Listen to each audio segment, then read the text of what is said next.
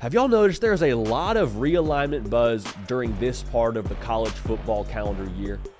We had a UNC trustee say the other day he thinks North Carolina should try to get out of the ACC. The revenue distribution isn't right.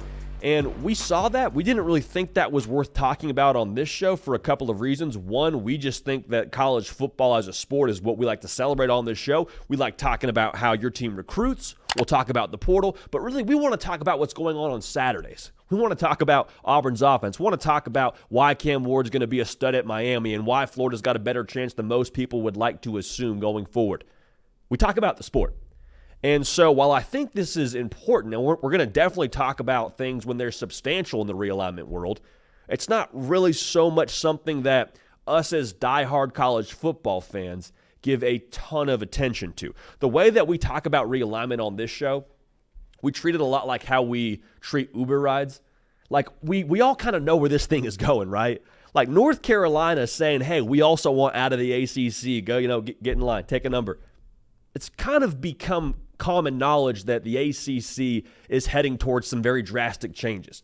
Florida State wants out. That's been made very, very obvious. Clemson, I believe they're suing the ACC. Like there's a lot of parties now that are saying, hey, we want out of the ACC. So if you have enough noise from a lot of these big boys saying we want out, well, it's a matter of time before the big boys get their way. And you got lawyers, you got the Harvey Specter types or the types that are against Harvey Specter in Suits, if y'all are familiar with that show. They keep telling you it's ironclad, there's no way, the grant of rights. And I hear that. I hear a lot of that. Those are the same folks that told you Oklahoma and Texas couldn't leave for the SEC early. Y'all, they're going to be playing this upcoming season in the SEC. If you're just now joining us, they left early. The Pac-12, they told us, hey, there's no way that USC and UCLA, they joined the Big Ten. So a lot of the people that are naysayers on the front end typically end up being wrong on the back end. So the point I'm trying to make here is we already know where this Uber ride is heading. We know the final destination. Pretty confident in saying that Florida State, Clemson, sounds like North Carolina, and others will get out of the ACC. Now, where does that leave the ACC? I don't know. But if that's the destination, we get in that Uber, we know where we're headed, I'm not really going to say anything. I'm not really going to have a visible reaction until we arrive at the destination where I get out of the car, or unless something takes a wild turn, unless we get some report that says, hey, North Carolina, hearing very strong buzz, they're headed to the SEC. Okay, well, that's a little bit different. We'll talk about that together. But just to hear that these schools want out of the conference, yeah, no duh. We know that everybody wants out of the ACC right now. And if you're unsure as to why I'm saying that, the way that the revenue distribution model works for these schools is it is an even piece of the revenue pie given to every single school. So Florida State makes the same as Duke, makes the same as NC State, makes the same as Wake Forest. And if you're Florida State, you're baking that pie. Like you're bringing home a fair amount of the ingredients for your conference to have that pie. So when you bake the pie, you should be able to get a bigger slice, right? And ACC is saying, nope, wrong. Not going to happen. Reason why it's not going to happen, because if we want to give you a bigger piece of the pie, Florida State, well, then we got to go take a smaller slice for NC State, for Wake Forest, for Duke, for insert whatever ACC school you want to talk about. So going forward now, keep your head on a swivel for the realignment stuff. And when I say keep your head on a swivel, I'm speaking more so to just be slow to trust a lot of these reports.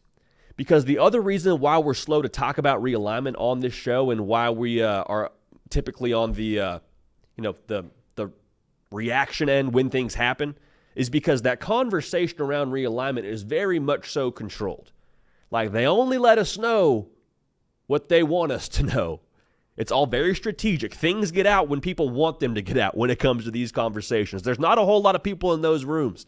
It's not a locker room. It's not like this big PR push from different schools. Like it is a couple of people in a room having a conversation, and then when stuff gets out, it's because it's a controlled narrative. So again, we're not going to be overly reactive to things that aren't concrete and to things that aren't actually tied to a specific school, to a specific conference. And I think all of us as college football fans, this is something just for us to chew on because we're not having games being played right now. But again, I would just encourage all of us to sit tight, link arms.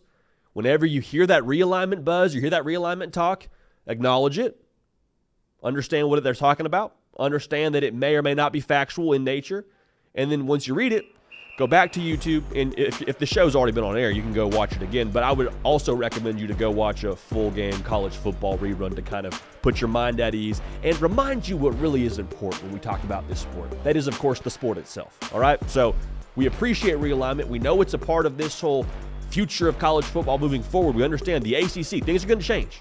We know where the Uber is headed. We know the destination. Unless we take a wild turn or unless we actually arrive at the destination, you're not getting a whole lot of reaction from us just yet. Hey y'all, thanks so much for watching. Subscribe to the channel here to make sure you don't miss an episode of The Hard Count. Also be sure to check out other videos on the On3 YouTube channel.